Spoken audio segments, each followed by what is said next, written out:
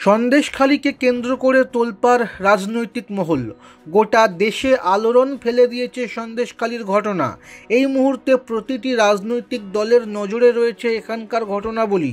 সন্দেশখালিতে নারী নির্যাতনের ঘটনার প্রতিবাদে সরব হয়েছে শহর থেকে গ্রাম মফস্বল। এবার সন্দেশখালি কাণ্ড নিয়ে নির্মিত হতে চলেছে চলচ্চিত্র। প্রকাশ্যে এলো সেই খবর। এই ছবি পরিচালনার দায়িত্বে রয়েছেন সৌরভ তিওয়ারি।